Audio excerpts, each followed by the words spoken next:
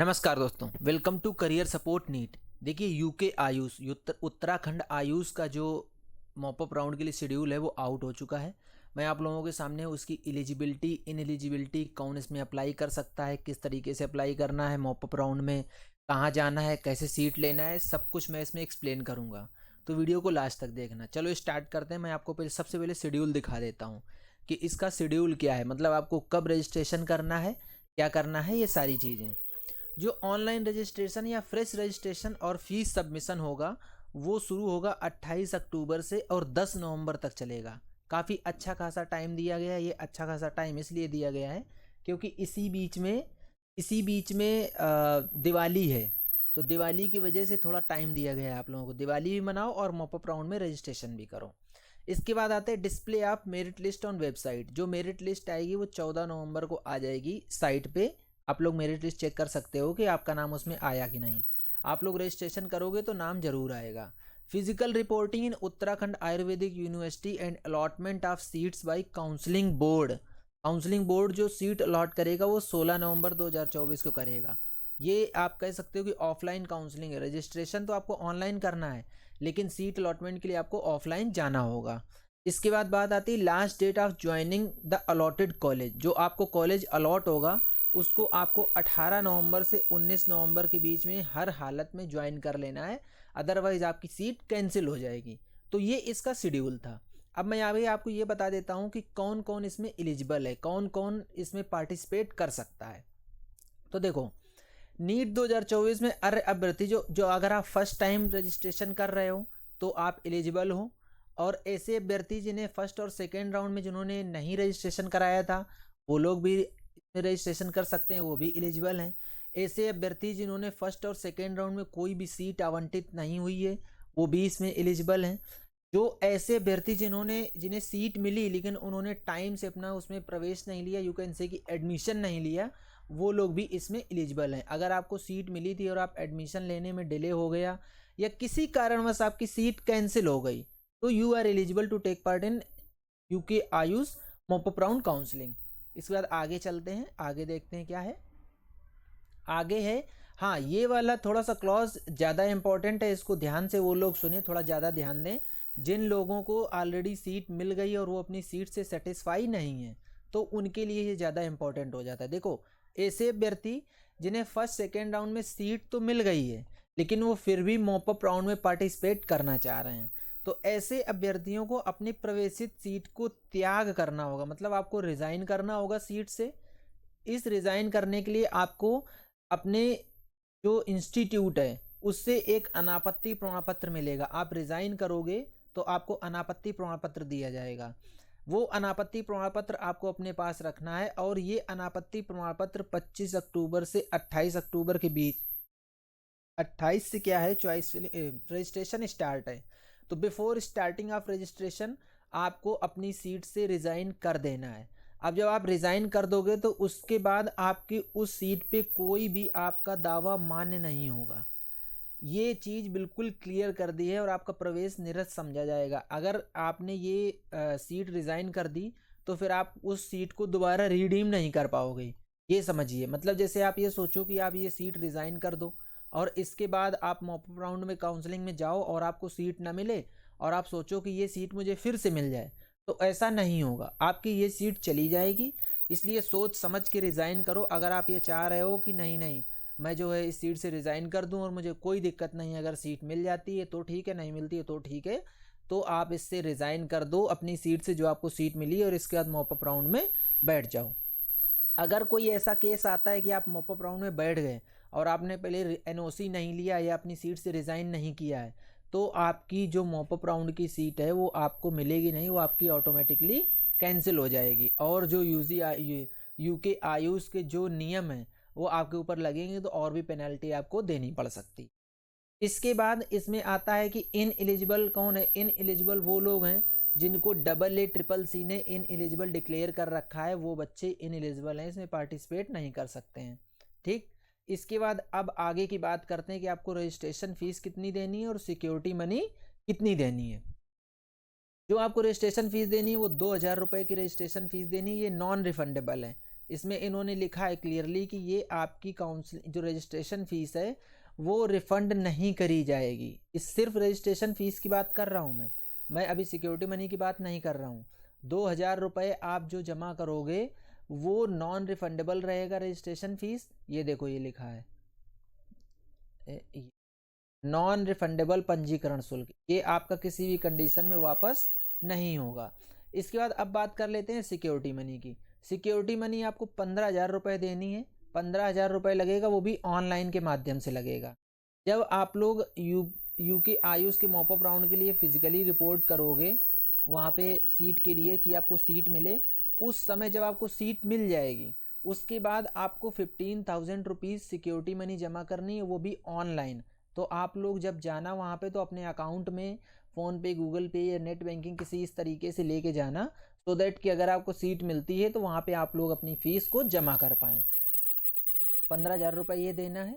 15,000 रुपये जब आप पे कर दोगे उसके बाद ही आपको अलॉटमेंट लेटर डाउनलोड करना होगा। डाउनलोड करने के बाद अगर आप टाइम से एडमिशन नहीं लेते हो, जो इसमें टाइमलाइन दी गई है कि इस टाइम तक आपको एडमिशन ले लेना है, अगर उस टाइमलाइन तक आप एडमिशन नहीं लेते हो तो आपकी ये सीट कैंसिल हो जाएगी और सिक्योरिटी मनी भी जब्त हो जाएगी आपकी। ये चीज़ समझिएगा, आपके 15,000 रुपये भी चले जाएंगे और आपको सीट भी नहीं मिलेगी।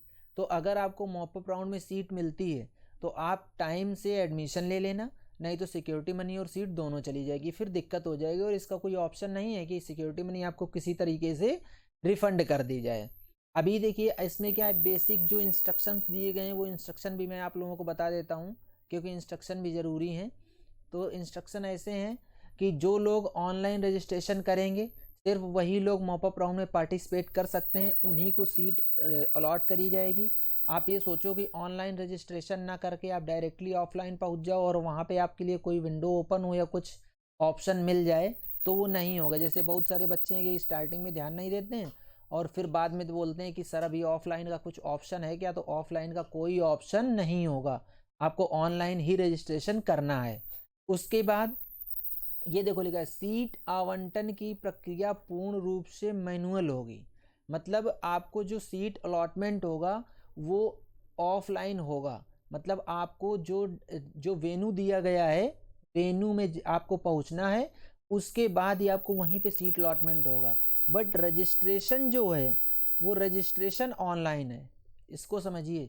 आप रजिस्ट्रेशन आपको ऑनलाइन ही करना है। अगर आपने ऑनलाइन रजिस्ट्रेशन नहीं करा तो आप ये जो वेन्यू है जिसमें आपको मैनुअल रूप से सीट मिलेगी, वहाँ के लिए आप एलिजिबल नहीं हो, उस स्टेप तक आप पहुँच ही नहीं पाओगे।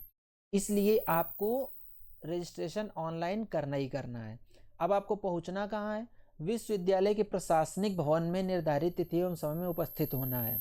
मैं आपको अभी बता रहा हूँ वेन्यू क्या है। देखो इसमें नीचे लिखा हुआ है कि आपको कहाँ जाना है। ये देखो, उत्तराखंड आयुर्वेदिक विश्वविद्यालय, रेलवे बोर्ड, हर्रावाला, देहरादून। जो आपका प्लेस ऑफ रिपोर्टिंग है जहाँ पे आपको ऑफलाइन सीट मिलेगी वो है उत्तराखंड आयुर्वेद विश्वविद्यालय, रेलवे बोर्ड, हर्रावाला, देहरादून। यहाँ पे आपको रिपोर्ट करना है, यहाँ पे आपको सीट अलॉट करी जाएगी।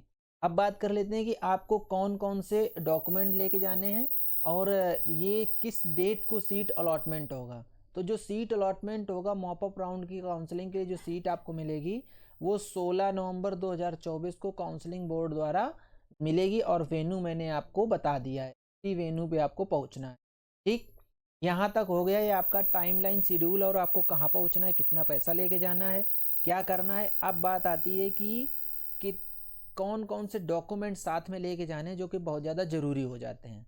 तो ज़रूरी डॉक्यूमेंट हैं वो ये हैं, मॉपअप राउंड एप्लीकेशन फॉर्म का प्रिंट आउट ले लेना, एक तो ये हो गया, और कलर फोटोग्राफ ले लेना 2। इसके बाद हाई स्कूल जो 10th है उसका सर्टिफिकेट ले लेना फॉर एज प्रूफ, मतलब आपकी DOB से प्रूफ होगी कि आपकी डेट ऑफ बर्थ क्या है।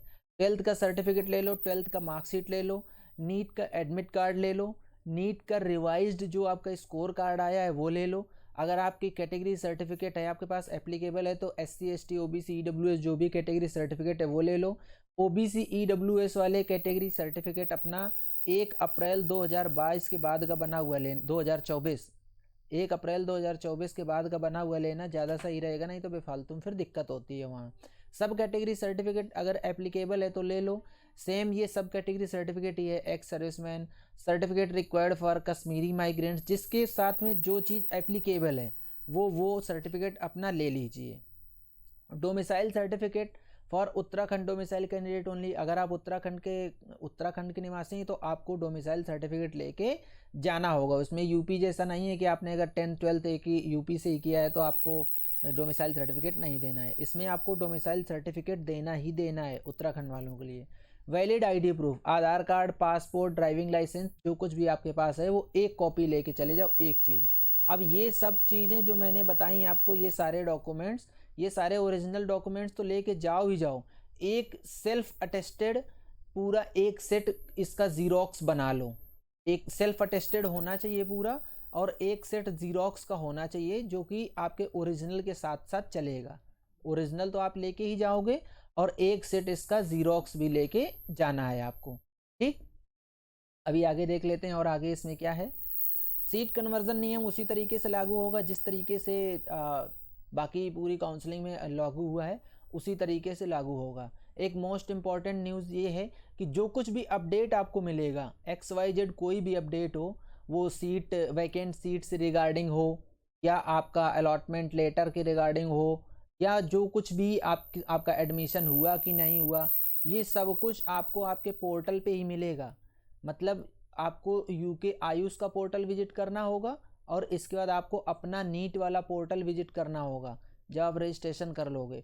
कोई भी ऑफलाइन मोड में आपके पास कॉल लेटर और समथिंग एल्स कुछ भी नहीं भेजा जाएगा।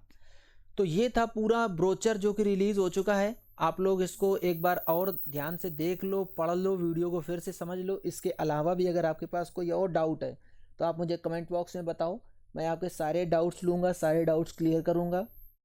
तो अगर आपको वीडियो पसंद आई तो वीडियो को लाइक करो, चैनल को सब्सक्राइब कर लो, बेल आइकन दबा लो, जिससे कि आपको इस तरीके के अपडेट्स मिलते रहें। जो कुछ भी डाउट है कमेंट बॉक्स में बताओ, सारे क्लियर करे जाएंगे। तो आज की वीडियो यहीं तक, मिलेंगे नेक्स्ट वीडियो में, तब तक के लिए बाय बाय।